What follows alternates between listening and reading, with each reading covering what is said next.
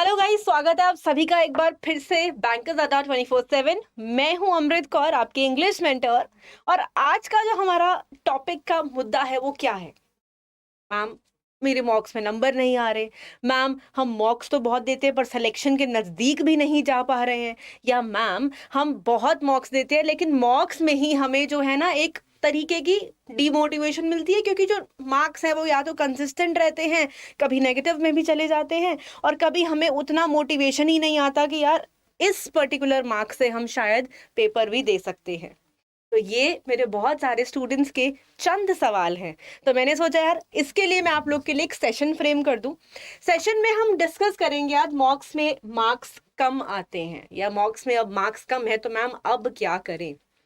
तो सबसे पहले गाइस मेरी आपसे गुजारिश है कि थोड़ी सी चीजें हमेशा क्लियर करो और ये कॉन्सेप्ट को जानो। अगर हम यहाँ पर मॉक्स की बात भी कर रहे हैं, वो क्या रीजन है या वो क्या वजह है जिसके लिए आप मॉक्स तैयार करते हैं, तो वो रीजन क्या है, वजह क्या है। इसका मतलब आप कभी भी कोई टेस्ट कराने जा रहे हो अपना, या अपने आप को टेस्ट करने जा रहे हो, मतलब आप अपने अंदर जानना चाहते हो कि आपके अंदर कमी क्या है, आप किस चीज में लैक कर रहे हो। तो मतलब कहां पर कहां पर आप लैक कर रहे हो या कहां पर आपके अंदर कमी है, इसको आप खोजना चाहते हो before you go and take the main exam. इसीलिए आप ये मॉक की तैयारी करते हो स्पेसिफिकली।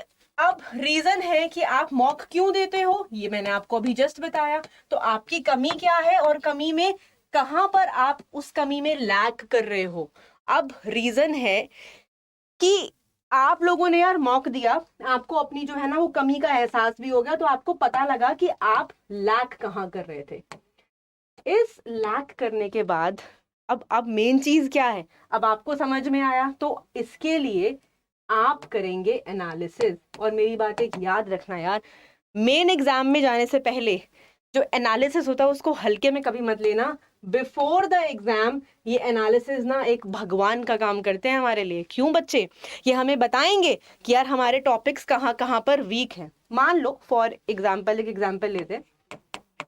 स्टूडेंट्स मुझे कंसिस्टेंटली बोलते हैं मैम हमारे नंबर ना एरर डिटेक्शन में कट जाते हैं, या फिर पैराजंबल में कट जाते हैं, या फिर some or the other where reading comprehension बहुत ही ज्यादा टाइम टेकिंग होता है मैम, हम हमसे नहीं बन पाता है, या फिर मैम वो कैप तो हमेशा हमें कुछ नई ही जानने को मिलती है एग्जाम में। तो एक बात मेरी हमेशा याद रखना कि स्टूडेंट्स क्या करते हैं ना, वो मॉक देते हैं एक हाई लेवल, एक बेसिक दे देंगे, एक हाई लेवल दे देंगे, एक मॉडरेट लेवल का दे देंगे, और बस मॉक देते चले जाएंगे। और आप नोटिस करोगे हर बार आपका सेम टॉपिक में ही नंबर कट रहे हैं। अगर आपके नंबर इस एरर के अंदर कट रहे हैं या फिर पैराजंबल के अंदर कट रहे हैं, मैंने हमेशा बोला यार उस चीज को पकड़ लो, वही आपकी नब्ज है। उसको पकड़ने के बाद आप कोशिश करोगे कि एरर के यार आप कम से कम 500 क्वेश्चन कर लो। और इसके लिए, इस एरर के लिए सबसे ज्यादा इंपॉर्टेंट क्या है, आपके ग्रामर के कॉन्सेप्ट्स, ये हैं जो बहुत ज्यादा इंपॉर्टेंट है।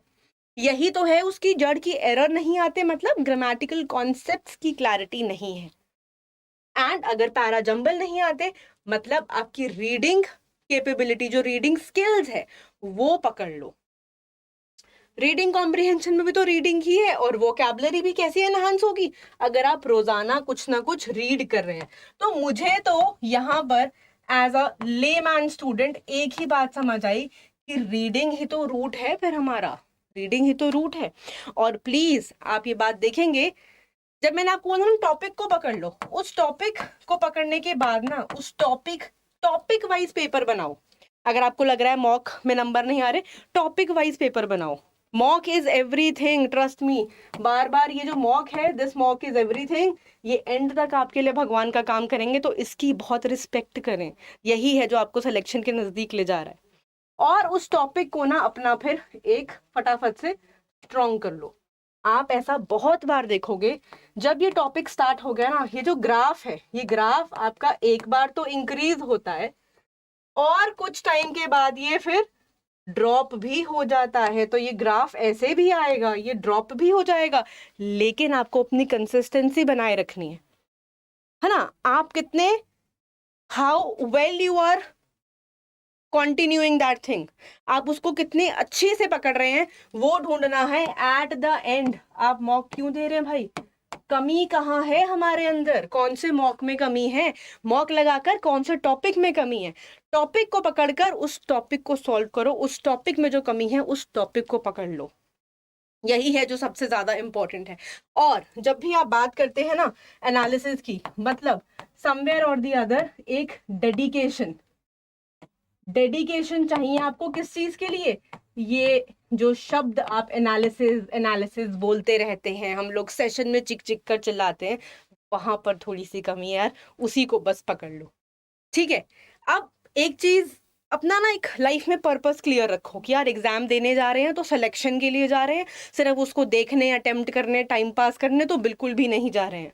आपने अपना होल एंड सोल तैयारी करा है, एग्जामिनेशन का फीस भरा है, धक्के खा करके सेंटर पे जा रहे हो तो सिलेक्शन के लिए जा रहे हो, ये सब चीजें नहीं भूलनी है।